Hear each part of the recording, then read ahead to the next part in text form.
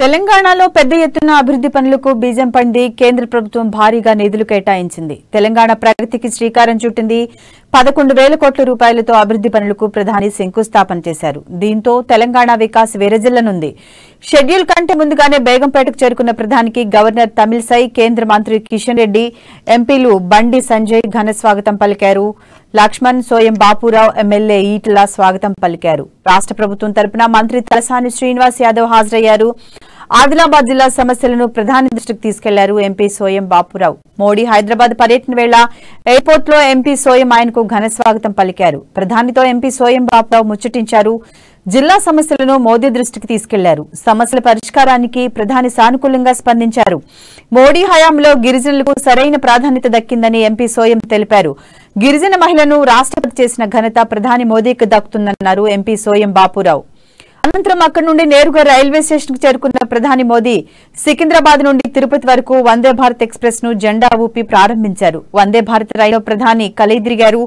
అటు మోడీకి స్వాగతం పలికేందుకు ఎంపీ సోయం బాపురావు భారీగా బీజేపీ శ్రేణులతో రైల్వే స్టేషన్ కు చేరారు.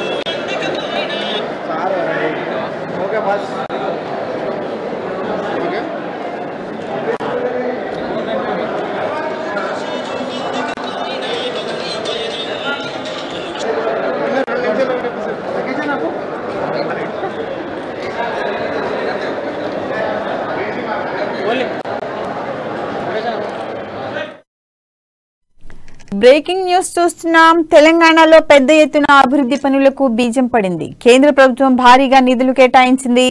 తెలంగాణ ప్రగతికి శ్రీకారం చుట్టింది. 11,000 కోట్ల రూపాయలతో అభివృద్ధి పనులకు ప్రధాని శంకుస్థాపన చేశారు. దీంతో తెలంగాణ వికాస్ విరజిల్లనుంది. షెడ్యూల్ కంటే ముందుగానే బేగంపేటకు చేరుకున్న ప్రధానికి గవర్నర్ తమిళసై, కేంద్ర మంత్రి కిషన్ రెడ్డి, ఎంపీలు బండి సంజయ్, లక్ష్మణ్, సోయం బాపురావు, ఎమ్మెల్యే ఈటల స్వాగతం పలికారు. రాష్ట్ర ప్రభుత్వం తరపున మంత్రి తలసాని శ్రీనివాస్ యాదవ్ హాజరయ్యారు. ఆదిలాబాద్ జిల్లా సమస్యలను ప్రధాని దృష్టికి తీసుకెళ్లారు ఎంపీ సోయం బాపురావు. మోడీ హైదరాబాద్ పర్యటన వేళ ఎయిర్పోర్ట్ లో ఎంపీ సోయం ఆయనకు ఘన స్వాగతం పలికారు. ప్రధానితో ఎంపీ సోయం బాపురావు ముచ్చటించారు. జిల్లా సమస్యలను మోదీ దృష్టికి తీసుకెళ్లారు. సమస్యల పరిష్కారానికి ప్రధాని సానుకూలంగా స్పందించారు. మోడీ హయాంలో గిరిజనులకు సరైన ప్రాధాన్యత దక్కిందని ఎంపీ సోయం తెలిపారు.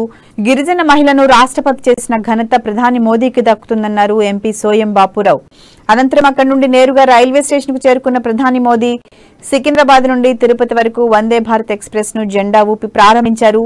వందే భారత్ రైల్లో ప్రధాని కలిదిరిగారు. అటు మోడీకి స్వాగతం పలికేందుకు ఎంపీ సోయం బాపురావు భారీగా బీజేపీ శ్రేణులతో రైల్వే స్టేషన్ కు చేరుకున్నారు.